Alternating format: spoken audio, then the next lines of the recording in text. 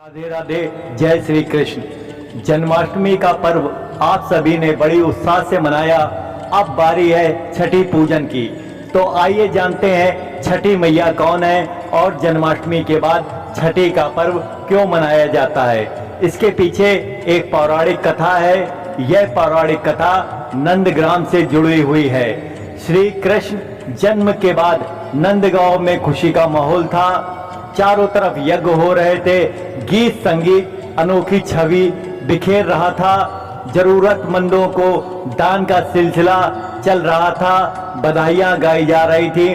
उन दिनों ऐसा प्रतीत होता था जैसे स्वर्ग मानो जमीन पर उतर आया हो। 5 दिनों तक हंसी खुशी का माहौल था, लेकिन छठे दिन श्री कृष्ण ने एक लीला रची और रोना शुरू कर दिया, जिसे देखकर ग्रामवासी विचलित हो गए।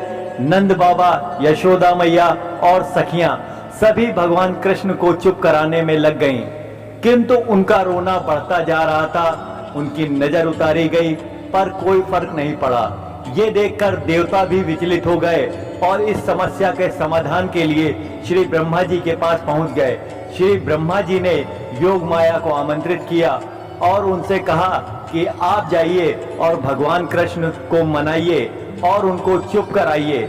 योग माया पृथ्वी पे गोकुल आई और भगवान कृष्ण के साथ मात्र लीला करने लगी।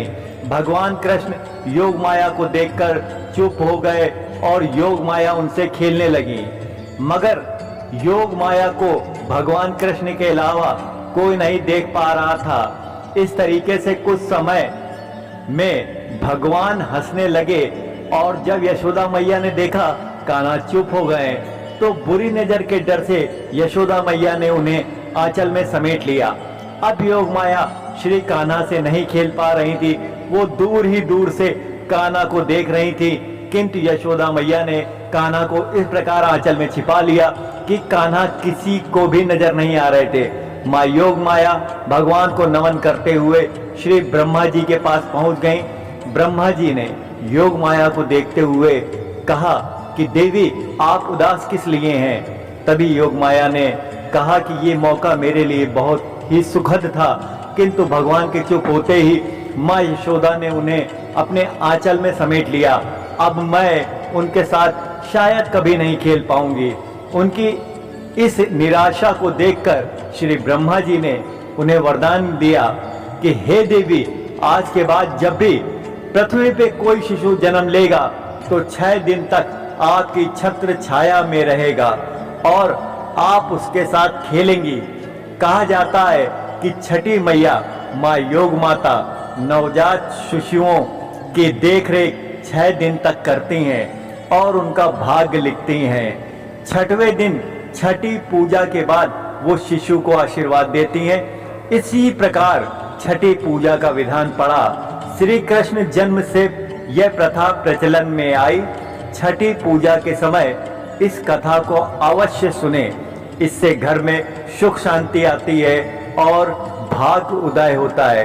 यह बहुत शुभ माना गया। जय श्री कृष्ण। जय श्री कृष्ण। जन्माष्टमी के छठे दिन कृष्ण छठी का भी विशेष महत्व रखता है। इसके लिए लड्डू गोपाल जी को एक पात्र में रखे, बारी बारी दूध, दही, घी, शहद और गंगा जल से बनी पंचामृत कान्हा जी को स्नान कराएं।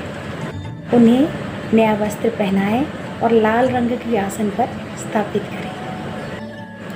भगवान कृष्ण को माखन मिश्री की भोग लगाएं और तुलसी दाल जरूर चढ़ाएं। वाह मेरे कान्हा, कितना सुंदर लीला है आपकी।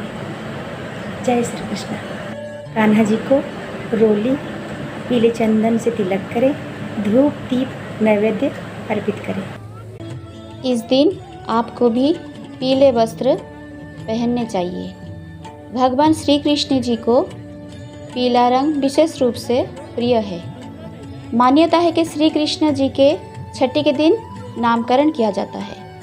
परंपरा है कि श्री कृष्ण जी के अनंत नामों में से कृष्ण, नंदलाल, मोहन, देवकी नंदन, यशोदा नंदन, मुरारी आदि में से एक कोई प्रिय नाम चुनकर इसी से उन्हें बुलाना चाहिए। इस दिन खाने के लिए कड़ी चावल शुभ माना जाता है।